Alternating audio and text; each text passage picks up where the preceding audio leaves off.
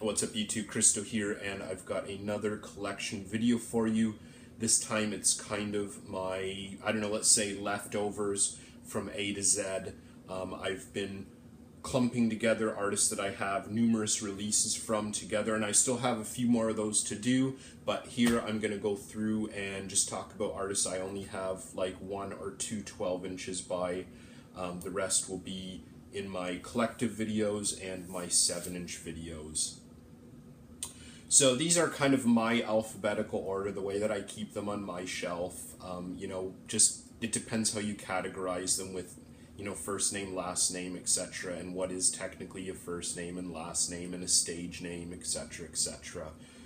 And as well, like when I'm putting them back on the shelf, sometimes I do it in a hurry and I put them in the wrong place. So if something is out of alphabetical order, forgive me.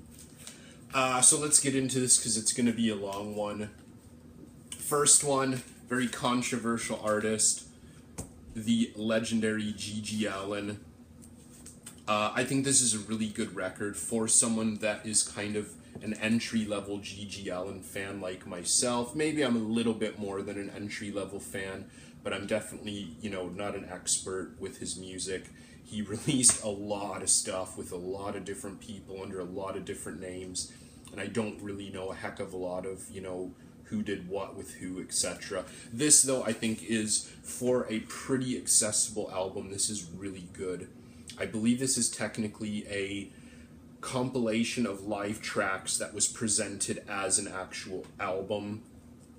And this has pretty much all of his most famous tracks. I'm not going to get into them because a lot of them are pretty dirty sounding or pretty gross sounding. But yeah, if you're looking for like a good entry-level G.G. Allin record, I think this is a really good place to start. For its accessibility and price, I think this is a really good, you know, kind of gritty, raw punk rock album. This, however, Freaks, Faggots, Drunks, and Junkies, is atrocious. This is a horrible album. You know, I like G.G. Allin, and I can't listen to this. It's just so bad. It's sloppy. The recording is bad. The levels are terrible. The songs aren't even that good. This has quite a few iconic songs on it. This doesn't really do much for me. Maybe, again, because I am kind of an entry-level fan. It doesn't really do much for me. I find it really hard to listen to.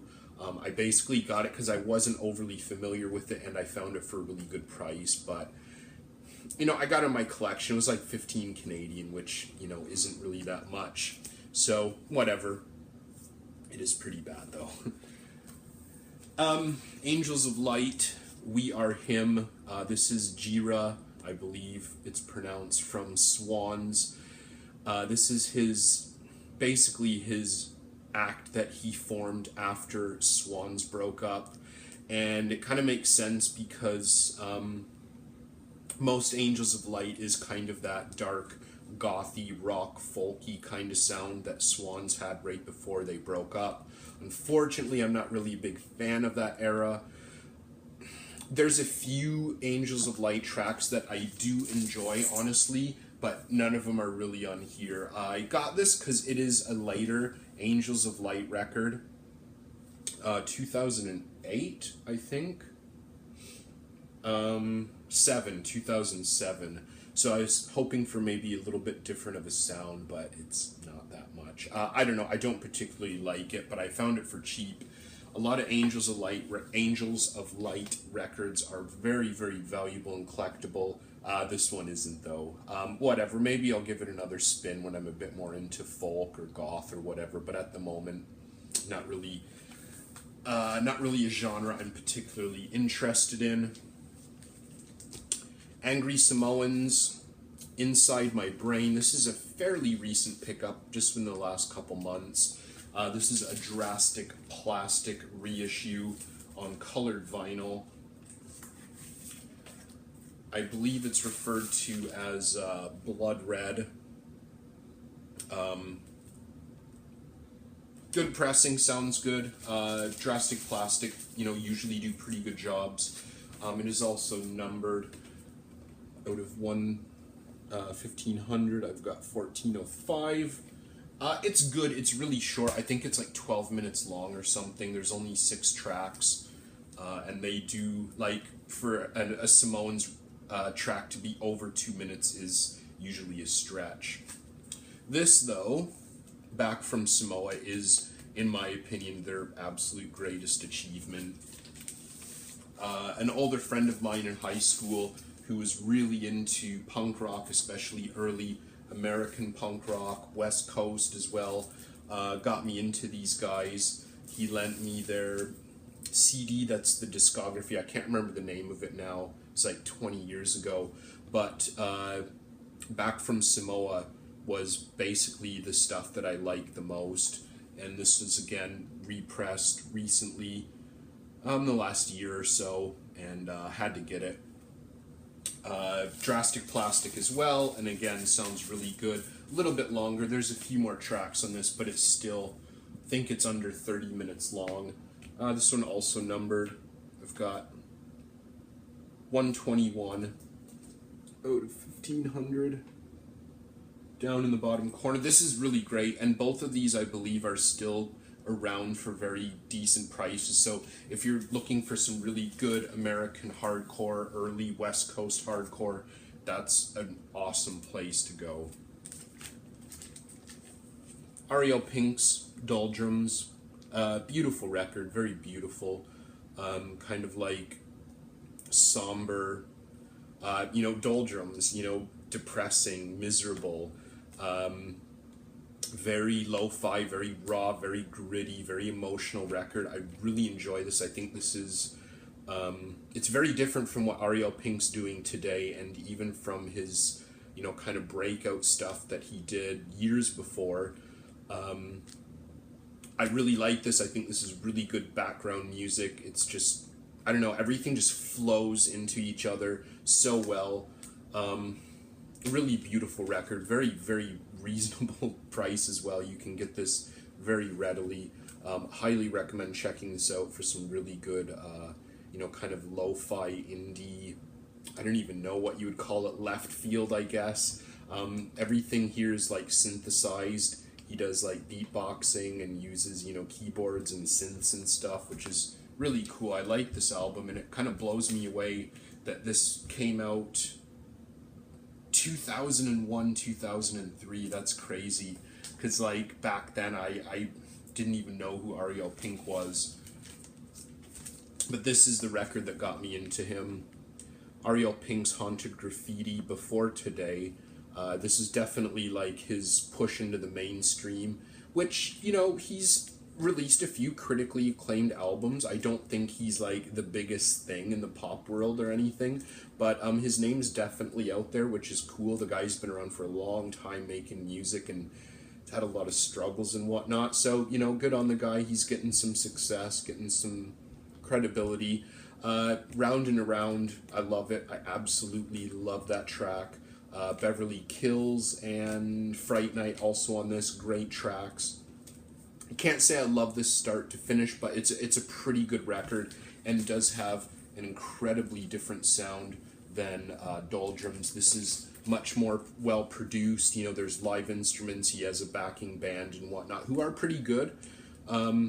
Very good record as well. Both of these, very cheap, easy to pick up. This, along with Angry Samoans, this was one of the most special punk rock albums for me when I was in high school. Bad Brains, Black Dots. Man, I must have listened. I bootlegged a cassette off the same guy who lent me the Samoans record, CD, and I must have listened to that cassette about 200, 300 times, just in like my last couple years of high school. It blew my mind. I couldn't believe that that's what punk rock could sound like. And people really don't know about this Bad Brains album. Most people think of the original self-titled, which is good, but I find the production to be a little too stale. Very boxy sounding, like it sounds like they're recording in a cardboard box or something. Whereas this, it's amazing. The sound they get is just awesome. This is just like an amazing hardcore record, start to finish, with a couple exceptions. They do a couple of reggae tracks on here, which are actually pretty good. I'm really not into reggae, but they do a few pretty good reggae tracks on here. Pay to Come, Band in DC, you know, Super Touch, Shit Fit, You're a Migraine, Don't Bother Me. It's just like all the best of the best. Unfortunately, this is pretty hard to find on vinyl, or at least, you know, quite expensive. I got mine a while ago while it was still reasonable. But yeah, this is to me just like one of the best American hardcore albums ever. Ever. Amazing. Battles, Mirrored. I kind of have a love and hate relationship with Battles. My old roommate way back in the day in Indonesia, English guy who was really into post-rock, post-punk and math rock and stuff, introduced me to Battles. And at first I was like, wow, this is so cool. I've never really heard anything like this. You know, the vocals and the bizarre timing, you know, the very obvious jazz influence and stuff. Maps, I believe it's called, or Atlas. Maps is the Yeah song. Atlas, great video. I was just kind of like perplexed by it when I first heard it and saw the video for a while. The album's good. I've been listening to this a little bit recently, but I find some of it to just borderline a little bit too much on novelty record. But it's still, you know, a good record. They've done so many albums since. I've completely lost track. I have no idea what they're doing anymore, but I know they release like an album a month or something. Beat Happening, Black Candy. Unfortunately, this is like the only accessible Beat Happening actual album in production. I don't think K Records has pressed their stuff for a long time, so hopefully they'll do that again soon, because I really like Beat Happening, and there's a few other albums that I would really love to get. This is good. There's a couple that I think are better, but this is okay. The only thing really that stands out on here, I have on here. This is Look Around, that's it. This did come with a bonus 7-inch, but I showed it in my various 7-inch collection, so I'm not even going to get into it here. This is actually a really good compilation, handpicked by the band, and I think it is really good. Like a lot of compilations or best ofs I generally tend to avoid, but this is really good. Double disc as well, gatefold, but I have my cellophane on it, so I'm not going to open it. But it's really good. If you're a Beat Happening fan or don't know much about Beat Happening and want to check out some really good kind of bubblegum punk, I think this is a really great place to start. I think you can get this for under 30 Canadian as well, and it is a nice long compilation that comes with an MP3 voucher. Another great band. When I was in high school, I loved these guys, and this was definitely my favorite record. I definitely remember borrowing this from a friend, like a guy that I've mentioned before got me into Godspeed You Black Emperor, as amongst others, and he lent me this, and I was like, man, this is really cool, just like, you know, kind of garage rock, bit of punk influence, you know, a little bit of, I don't know if I should say metal, but, you know, there's definitely some crunchy guitar and whatnot in here. But yeah, John Spencer's Blues Explosion, Orange, really good record. Bell Bottoms, dang, there's actually an official video for, which I didn't realize until I saw it on Beavis and Butthead rewatching. But yeah, I think this is a really solid record. It's not easy to find, but it is out there for, you know, not horrible prices, considering it hasn't been pressed in a couple years, but really good album nonetheless. Iconic Canadian, I don't know, comedy duo, let's say, Bob and Doug McKenzie, The Great White North. Is that all that it's called? I don't even know what it's called. Yeah, just Great White North. They used to be on SCTV, an American sketch comedy show that had a lot of, like, now famous comedians who went on to do a lot of stuff. John Candy was on there as well. Rick Moranis, Dave Thomas. Really funny guys. Very Canadian. I guess it does translate well into kind of American culture as well, especially if you're from like, you know, the North or the Midwest or whatever. But it's just like, you know, two rednecks that drink beer and, you know, talk about stupid stuff.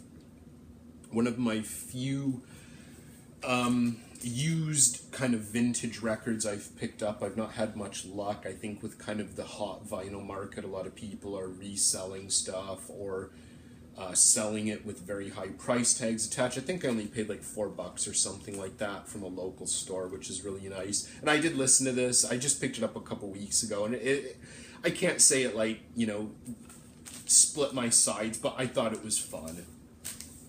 And the last one, Danny Brown, XXX. Okay, so I've had an interesting relationship with Danny Brown. Not literally, of course, but when this came out, I absolutely loved Blunt After Blunt. That's on here, I'm quite sure. Yeah, there it is, Blunt After Blunt. And I loved it, and I picked up the record, you know, a while later, I admit, but I didn't really know much about the actual full album. But I thought, you know, if Blunt After Blunt is, you know, on it, it's going to be really good. It's going to be kind of dark, aggressive, hip-hop. Picked it up, and I was kind of disappointed. I gotta be honest, I haven't listened to it a lot, but that's exactly why. It just didn't really do much for me. Not a heck of a lot going on in the gatefold. It's good. There was a lot of hysteria around Danny Brown when this came out. And I don't know, it's a good track, but the rest of the album doesn't really do it for me. It's not really what I want in hip-hop. Which brings up this Atrocity Exhibition. This is my black vinyl. This is my colored, and I was really, really anticipating this. Then the first single, what was it? When It Rain came out, and yeah, When It Rain, and I loved it. Thought it was a great track, great video, loved it. Then a couple weeks later, what was it? Pneumonia came out. I was like, man, this is even better. I love this. Pre-ordered the record, and it arrived, and I was really disappointed. There's some good tracks on here, but people were calling it like 9 and 10 out of 10, and I got it. I was like, it's good, but too much of it just verges on like novelty record. This is like the translucent neon pink pre-order. There were a couple other editions that are quite collectible, but this one is definitely a hot commodity now. I do have the poly vinyl bag or whatever it's called that it came in, but I don't store it in that just because I don't want it to get ripped or torn. I've kind of had bad experiences with them. It's good. It's a good record. I don't know. I definitely wouldn't give it anywhere near a 10 out of 10, that's for sure. But there are a few tracks that are pretty good, other than the singles. But yeah, definitely the singles, in my opinion, are by far the best, which is, you know, kind of the way they do it in the record game or in the record business. But there you go. There's miscellaneous A through B. I'll have some more up. I've got lots and lots and lots more to go. So stay tuned. Thanks so much for watching, everyone.